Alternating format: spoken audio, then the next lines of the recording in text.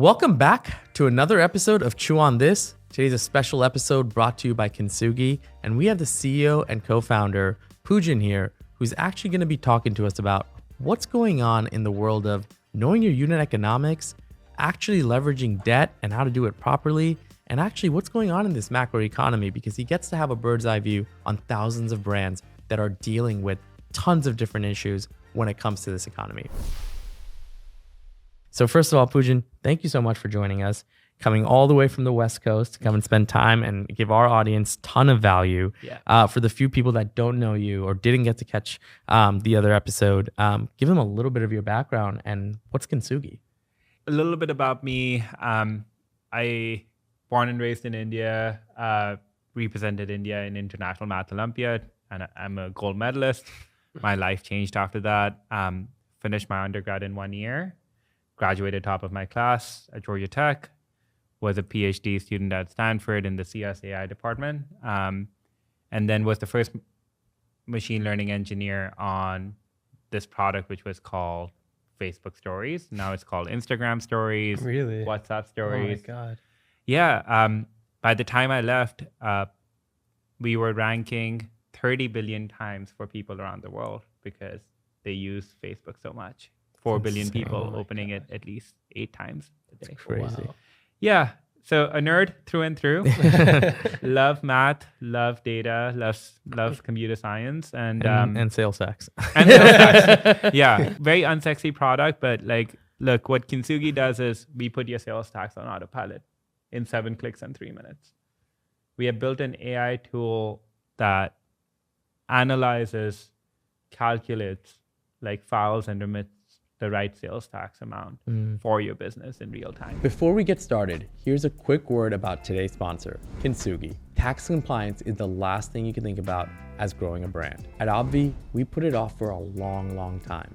Until we crossed into 20 plus states and got hit with filing requirements we weren't prepared for, it finally started to become a serious liability that we cared about. That's why we started to use Kintsugi. Their platform automates everything: nexus tracking, filing registrations, everything that you need to do in between, so we're never caught off guard. If you're scaling fast, don't wait until you're scrambling like we were. Check out Kintsugi's free tier at trykintsugi.com and get ahead of sales tax before it becomes a crisis. Now, let's get back to the episode. First of all, we're obviously power users of the tool, but more so putting the tool aside, I think just the amount of leverage you guys gave us for being a lean team and to be able to rely on something, I think it's super exciting. And, I think one of the really interesting pieces about you being in your seat, right? Not also just, being a CEO of a tool like Kintsugi, but actually building the tool. You truly understand the problem that we have at hand. And then you get to see that problem across, a lot of these businesses. So what I want to jump into is there's this paradox in when it comes to growth and brands, right? Where it's like you can grow a lot, but things almost become worse when the problems do arise. And but when you're smaller, it's almost like you have more problems, but they're smaller, just naturally. Give us this paradox from your view, right? And what does it really mean, and how do you see brands navigating through it? Just like any other brand or any business starting out, right? There are like 100 problems that you could focus on, and we pick 3. We pick our battles, and I see this time and time again, where a brand just starting out, they're focusing on sales, they're focusing on branding, they're starting to focus on ads, and suddenly, the rocket ship takes off. And at that point, people are like, I've captured this lightning in a bottle. I want to run as quickly as possible because this is my moment. Before Facebook changes their algorithm or Google Ads does something, or God forbid, there's another tariff change. Right? And so I've seen like a bunch of like really cool brands just become overnight success. But then comes the slump of like, hey, I took shortcuts when I decided to work with this agency, or I decided to address this like keyword, or I decided to come up with this messaging. And one of the pieces that I get to see a lot is the back office, or the lack of back office automation. Because these brands become overnight success. They hit Right. that like 10 million, 20 million, $50 million. And then these paper cuts start to hurt. And that happens because now these brands, for lack of a better term, they're big fish. And when you're a big fish, everyone wants the piece of the pie of the revenue you're generating. So places like Florida and Texas have dedicated teams who will look at the most up and coming brands and people who are hiring a lot, they have all these internal tools that they work with these marketplaces. Who's the hot new brand? And they do an audit. And they're like, are they compliant on payroll? Are they compliant on sales tax? Are they compliant on like accounting? Yep. And that's where I see a lot of people, especially like people who are passionate about what they've built, struggle on these unsexy, non-revenue generating things. Very true. That every business has to deal with. Great quote.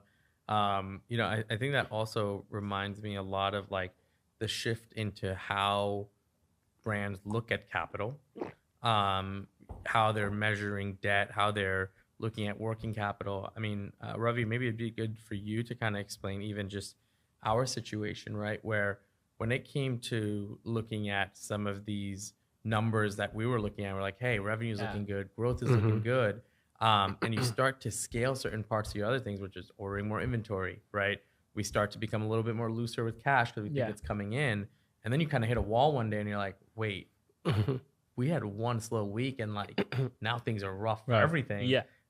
Give the purview from your end, being in the finance seat. What do you kind of look at and say, holy shit, now we got to go and think about all these solutions. Why does that problem come so quickly? Like one thing that stands out is like when we started to really scale and we were managing our entire supply chain on Google Sheets, I remember we were closing the books and our accountants came to us and they're basically saying like, hey, like the inventory balance that we're telling them we have just based off, hey, this is what we have in our 3PLs and this is our COGS. This is just what it should be valued at. Yeah. They're saying that's not what we're matching up with when we're seeing, hey, how much inventory did you buy? Minus how many COGS, cost of goods sold, did you sell throughout the year? That should be the remaining inventory. And there was over a six-figure discrepancy there. There was a six-figure discrepancy. And I remember like, that was kind of like our oh shit moment where it's just like, okay, we need to automate everything on our back office. We can't have things just be so manual. Because when you are like now in a position where you are scaling, these things, they do come up. Like these big discrepancies come up and they can be a major loss or write-off on your P&L. Then you have to report that back to the board and it becomes this whole can of worms that you've opened up. I remember also one thing that was pretty interesting is when prior to Kintsugi, the partner that we were with, I think we were talking about it, is like they don't look back like more than maybe like 12 months at your state tax account. And for Wisconsin, we have our 3PL there. And maybe to your point, maybe it's Wisconsin just becoming, a bit more forward on like auditing businesses, or maybe we had scaled past like the threshold and now we got flagged, or maybe just the partner, maybe this was always an issue and the partner never caught it. But we got a letter from Wisconsin saying we owe them taxes from 2021, 2022, 2023.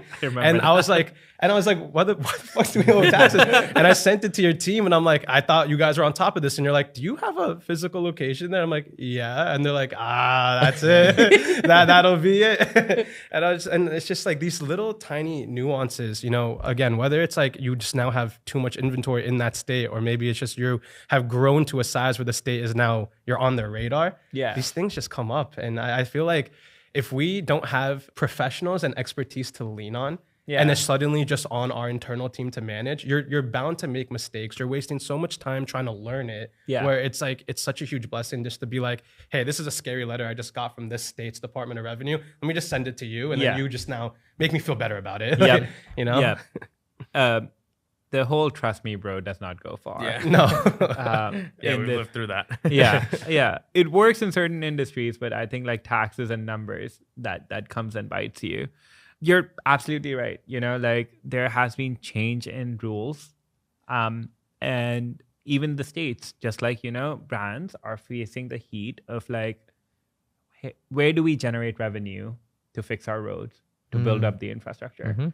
And so now they are deploying all these creative like solutions of being like, let's go audit every company that sells in my jurisdiction and see if they're compliant or not. It's crazy. And Makes but- sense. Yeah, They're a business too, right? exactly. Right. And I think even getting like more accurate down to the detail, like you were mentioning, like different product categories are taxed different ways, right? So like Yeah. Obvi, mainly a supplement brand, but you could go on and buy a hoodie. You can Yeah. go on and maybe get a free frother or a shaker, and those are taxed differently. And I think if you're just putting like a blanket, like here, 7% for this entire state, you're not only just collecting taxes wrong and filing wrong, but you're probably like filing too much. Yep. There's probably a lot of savings there, which even if you're now charging your customers less, probably a little increase in conversion rate there too. So that whole like just not handling it correctly, when you do scale and like you start to see volume, it really makes a huge impact. I could not have said that better myself. One of the key unlocks that we had with AI is our like Kintsugi AI product classification system. As soon as you install our app, we know what you sell. We have the description. You're selling it on any ERP or the Shopify's or Magentos or BigCommerce or WooCommerce, wherever. We are able to go in and pre-approve your products and say, hey, this is the best classification for you. And oftentimes when people are moving away from different platforms or they're moving away from manual, doing sales tax, they're like, your sales tax numbers are actually lower than what we pay. Why is that? And we are like, so here's a fun crash course. We can get you all these exemption certificates. Yep. We can help you solve this, and this, and move these things around. And essentially, because you're selling these hoodies, but yes, you're a nutrition company, but what you were doing was you were doing a lump sum thing. So this whole trust me, bro, doesn't work. Right. We actually like open like and look behind the curtain and we do things right. And with that transparency, on average, it's not just like 1 to 2%.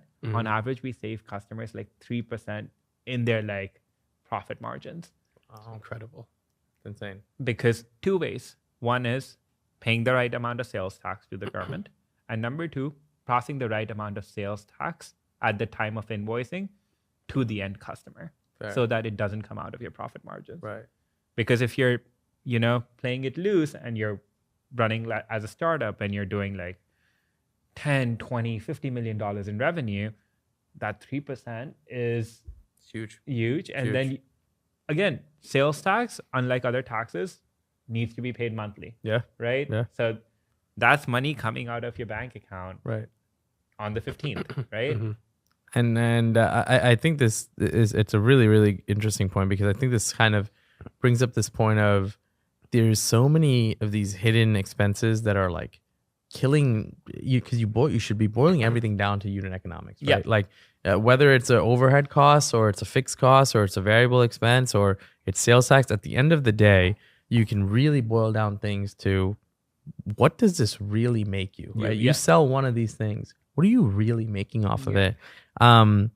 Maybe touch on your purview on this, which is like, there are so many hidden costs, right? There's compliance costs, there's fees here, there's transaction costs, there's platform fees, returns, chargebacks, etc. What are the ones that are like crippling, right? Like, or what are you seeing that maybe brands are most often the most like nonchalant about, but that are very important? And how should brand founders think about their unit economics when it really comes down to it? Yeah. I was not even gonna bring up sales tax, but your question is actually like just has like sales tax all written all over it. And I'll walk you through my reasoning why. Like, number one is like really understanding your supply chain, right? I see that time and time again. Yeah. Because it's a chicken and egg problem. When you're a startup, you can't afford certain things in your supply chain. You can't afford like redundancies. You can't afford the branding that you want. So you start somewhere and then you improve, right? Just like any business, iteration always wins. Yep. So I think the best thing I've seen people to do is they come up with these like revenue milestones of, when I hit this, I'm going to go back to the drawing board and I'm going to level up and I'm going to look at whatever my cost is. So I see that with exceptional founders and brand owners. What I don't see them is cleaning up their books, because it's, again, I've captured lightning in a bottle. I know that I need to get compliant. I know I need to keep my books clean, but I'll do it when I'm thinking about selling a brand. Yeah. I'm going to do it when I do my next fundraise. Mm. But what ends up happening is, especially with sales taxes, you become, before you know it, you're selling all across the US or all across the world. And then all these government agencies come and they start like biting on your ankles, right? Oh. You're trying to run. You're Usain Bolt. You're like, I have found a way to make all the money that I could Right. and create something that is mine. And then you're slowed down because everyone's like, you did your Wisconsin return wrong. You did your Florida return wrong. Hey, you have sales tax or VAT obligations in Spain now. Mm. And I think I see a lot of founders, especially the more passionate ones, getting so disheartened because then they, the chickens have come to roost. Yeah. And now you have to pay all these like fines and penalties. But because they did not level up their compliance piece, they never collected that amount. Yes. Yeah. So you can't go and like the government is not going to take an answer of like, hey, I never got compliant. Right. So I don't have the money. And they'll be like, okay, I'm not allowing you to do business in this state. Yeah. Done. And now with the click of a button, they can turn off your sales Yeah. in a particular state. No, it's so true. Right? Yeah. No, great point. I've noticed like you guys also do a great job because like when we did onboard with Kintsugi and you found a million things wrong with what we were doing, that we got a lot of penalties and interest accrued. And I remember just like working with your team and I'm like, we're not really gonna have to pay all this. And they're like, we're gonna talk to each state and basically, and I think the conversation basically goes like, hey, like this is a startup. They didn't realize they were incompliant. Now that we've caught it, we are going to make efforts to become compliant. And I'm pretty sure you guys waived like, if not more than 90% of like the interest and penalties. I don't recall really having to pay a lot because you have that conversation, maybe those like close, networks with these guys. And yeah, I mean, that was a great experience for us to onboard. Yeah. So look, I'll put my nerd hat on and like, I come with this unique experience of both my grandfather and my father worked in the field of like sales tax. And one of the things we realized is, number one, the states are not trying to like screw you over just because you made a mistake. And number two, they realize that the system is set up in a way where 99.99% of businesses are bound to fail. Right. They're bound to make a mistake. What people do not realize is, everyone says they put like sales tax on autopilot. I know of like 4 other competitors in this space. I'm sure there's like 14 other. But one of the things we do differently is because we have multi-channel attribution, we have 360 view of your revenue, whether you're selling on Amazon or Shopify or wholesale, we are able to download all of that report. And all states offer something called as voluntary disclosure agreements, where we basically hide your identity and we go to the state on your behalf and we say, hey, I'm not going to tell you which business I'm representing, but they realize they fucked up and they want to draw a line in the sand and they want to say, we are going to be doing the right thing going forward. But with that, we want you to waive all the penalties and only pay sales tax for the last 3 years or maximum 4 years. Some states have the 4-year clause. But if you accept this agreement, you're not going to charge me any penalty. And plus you're going to waive the right to audit us ever. And that is something that if you were to ask a CPA to do, they would charge you $8,000 a state to do. Yeah. Like a lawyer. Yeah. Do you know how much we charge at Kintsugi? On our premium plan, we charge $0. That's crazy. And we do it all in-house. It's insane. And that is why it took us like, unlike other Trust Me Bro companies, Yeah. it took us 1.5 years to build this piece. Yeah. I quit my job at Facebook and like, look, I'm an immigrant. So I became a guest lecturer and a student at MIT and then later at Harvard and did sales tax by hand for 10 different brands for a 1.5 years. Wow. So before writing a single line of code, because again, I've said this before. Everyone says that they are doing sales tax on autopilot, but ask them the questions. Are they doing registrations programmatically? Are they doing it in-house? Are they doing filings programmatically and in-house? Do they support exemption certificates? Do they support voluntary disclosure agreements? I am happy to say we are the only company in the world that does all of this in-house. Wow. So our full-time employees, not contracted out. So when you came up to us and you were like, Pujun, I get it. This is correct, but this is a lot. We were like, we have a solution for that.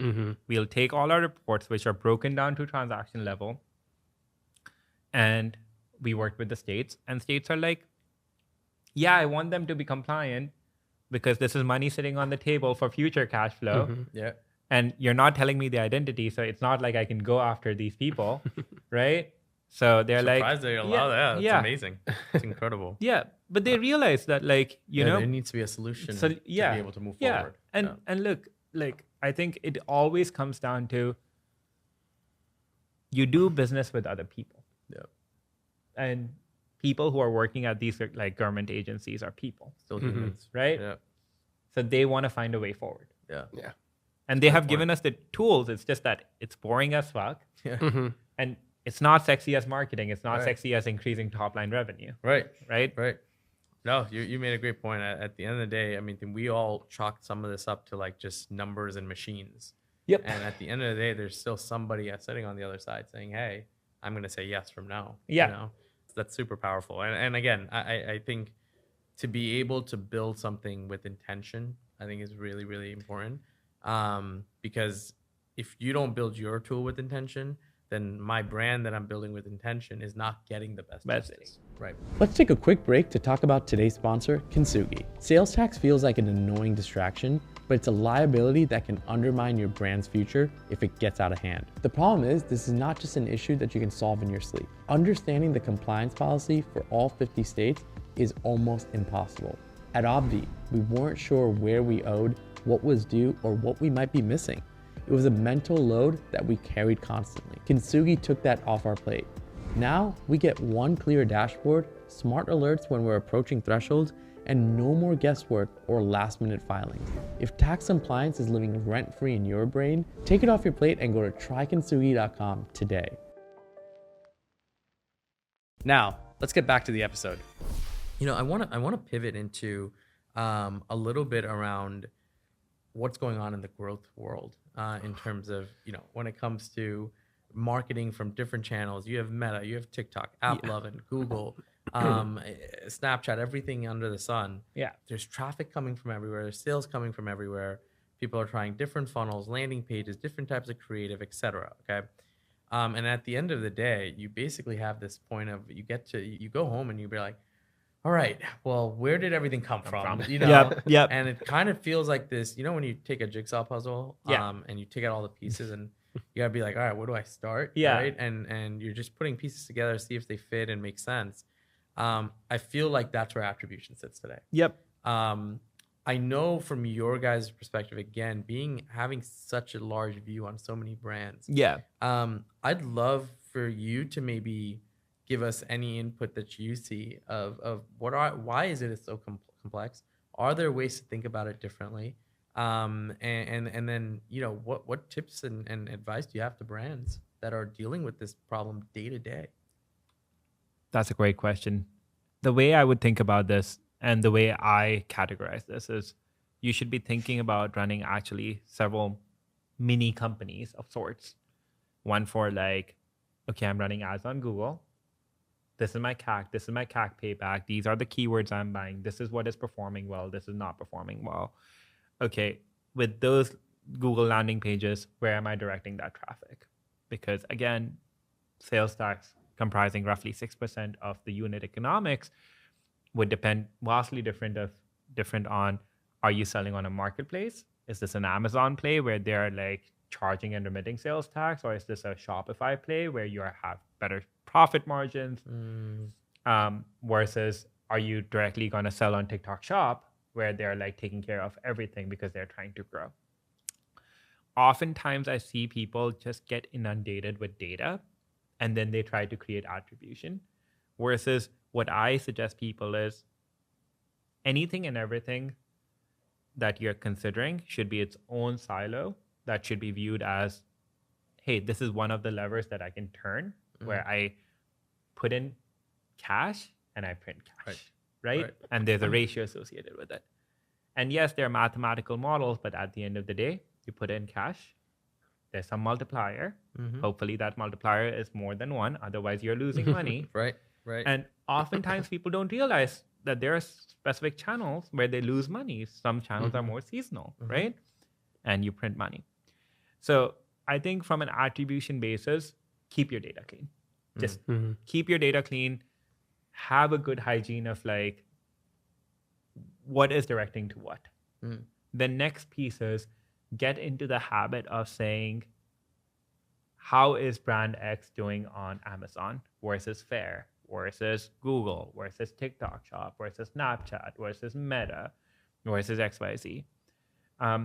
Oftentimes people also do not turn on retargeting, right? Yep. You can have a pixel that can follow when somebody lands on your website, and you can set up like different campaigns in a way where you're not optimizing conversion, but you're optimizing brand awareness, right? So like, look, dealing with data is boring. But if you crack that nut, that will change you from being a business that, maybe caps out at like $20 million, $50 million in revenue and actually go to $100 million plus. Right. So.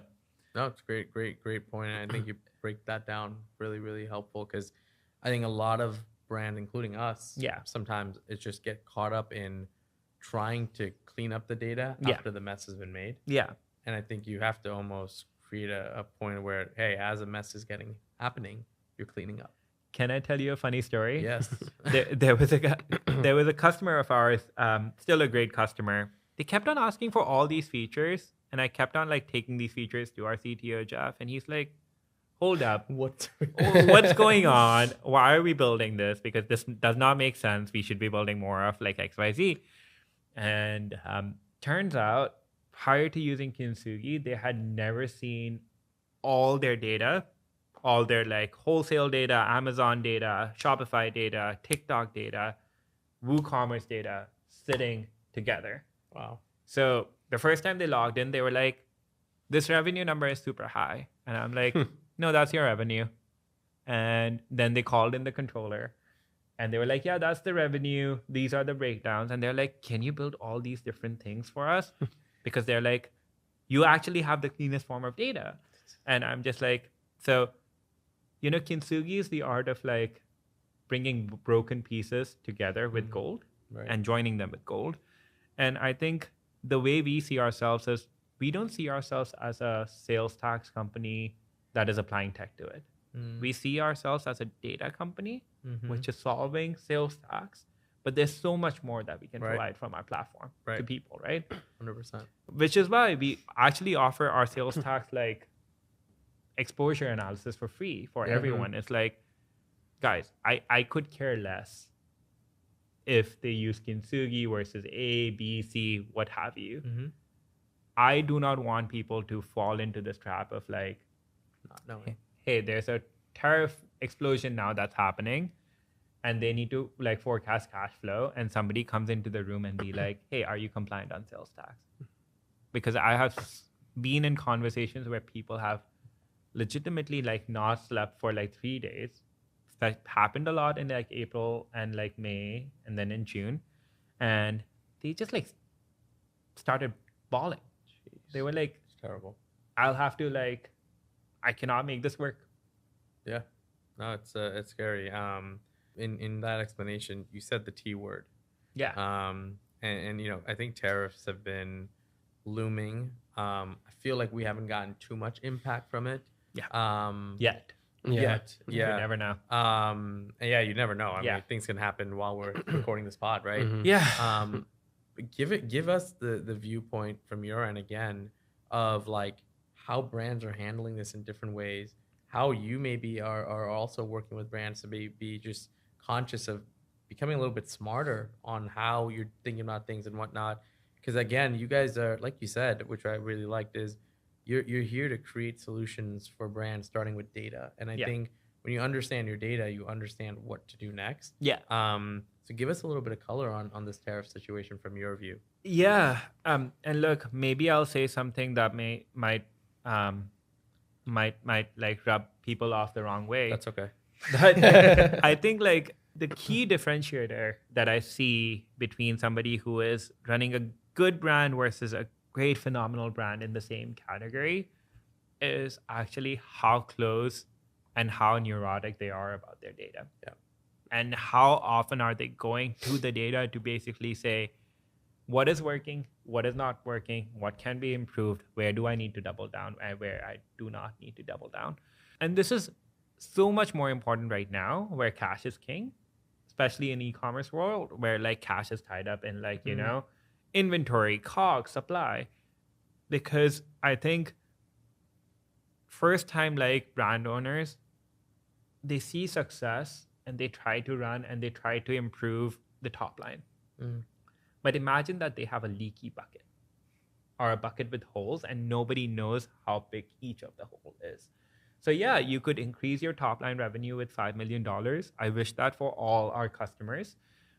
But do you understand what your cash machine is?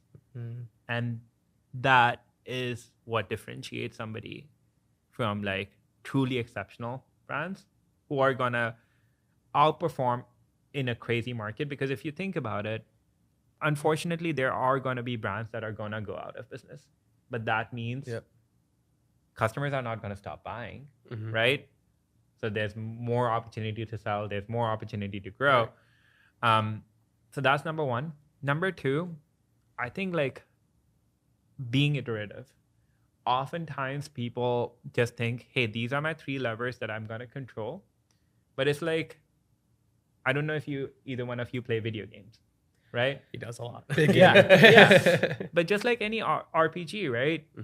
At every level, as things get harder, you unlock a different tool set. And oftentimes people just, they become victims of their own success because they don't realize that these like boring, mundane things is where they can actually unlock 2%, 1%, 0.5%. But when we are talking about like a $50 million, that 1% could actually afford you the entire inventory for a brand that is maybe doing like $5 million, right? So it's that piece of being like, I need to be very tight about my numbers.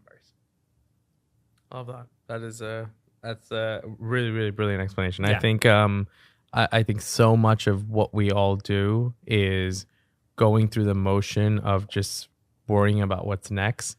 I don't think enough of us stop and worry about what we've gone through. And I get it. Like, look, starting a company is exceptionally hard. Starting a brand, making it grow, it's like your own baby, right?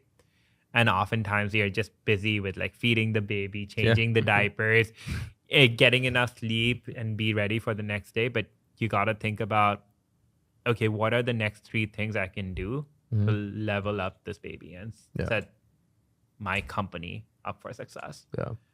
And more often than not, I see like, you know, Facebook algorithms are ever changing. Google is ever changing. Same with TikTok. But if you can control your unit margins, if you can convince yourself and look at yourself in the mirror and you can say, if I put in $10 on this channel, how much money will I get? Yeah. If you can get to that core, you don't need any kind of degree for this. But if you can get to that number, that's your superpower. Yeah. And then no one can take away your business for you. Everything else, you can automate, right? Great. No, I love that. Yeah. I know we're going to wrap up here soon, but I want to do one more series of rapid fire. Yeah. But this time I'm going to do true and false. Sure. Okay. True or false? MCA loans can kill businesses. True. True or false?